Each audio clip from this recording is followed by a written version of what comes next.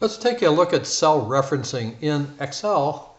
If I want to say number or multiply this number 3 by this number 3 and put the answer here, that would be 9. 3 times 3 is 9. And then if I want to multiply this 4 times this 3 and put the answer here, 3 times 4 is 12. I can do this fairly automatically. First of all, I want to do multiply 3 times 3, this number 1 and this first number 2. So in Excel, the first thing I do when I do that, to tell it we're going to calculate, I have to type the equal sign. And then I very simply with my mouse click on the cell that has my first number. And then I need to multiply, and that is the asterisk. So that would be Shift 8. So I put that in there, and then I click on my second number. So 3 times 3 is going to go here. This is where the answer is going to go.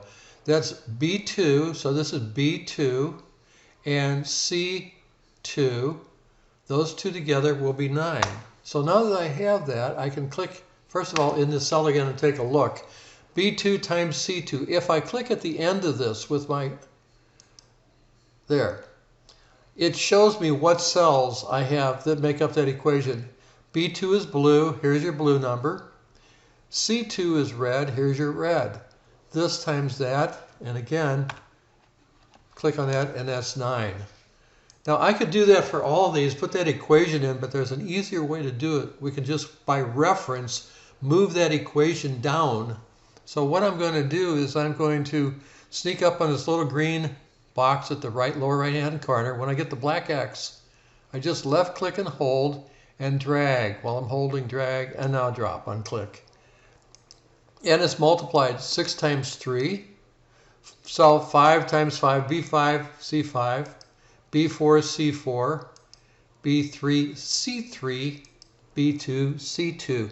When I get the first cell, the 2 and 2, when I drop these down, it's going to increment by 1. Every time it goes down 1, it's going to go to 3s, then 4s, then 5. So that's by reference, and I can drag that down and it will copy that over. That works very well, and that's a default feature in Excel. What I have now is I want to multiply this 3 by this 3, this 4 by this 3, 5 by 3, and 6 by 3. Everything is going to be multiplied by the same 3 in the same cell. Makes it a little bit more difficult, but not once you get used to it. So here's where my answer goes. And again, I'm going to do an equation. I'm going to tell cell it has to calculate, so I hit the equal sign. And then I click on the first number I want to multiply. And then my times sign, again, which is Shift 8.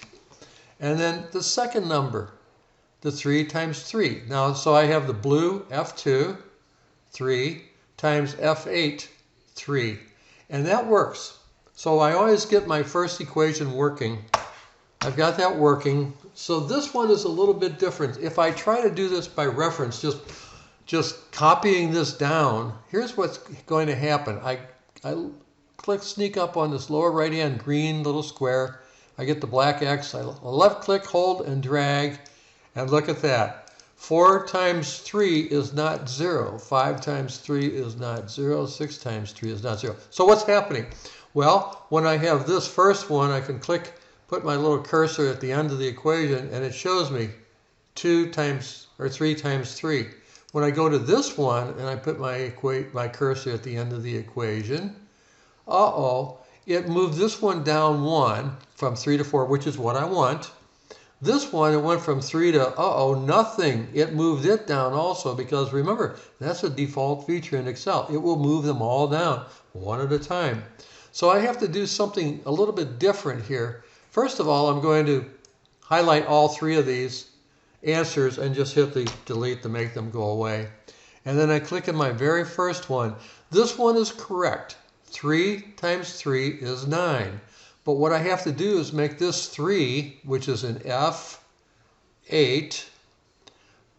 I have to make that 3 static. So if I go back to my answer, click on the answer, and then put your cursor behind the equation, that F8, the red one, has to be made static. It cannot move. I don't want it to move and increment down 1.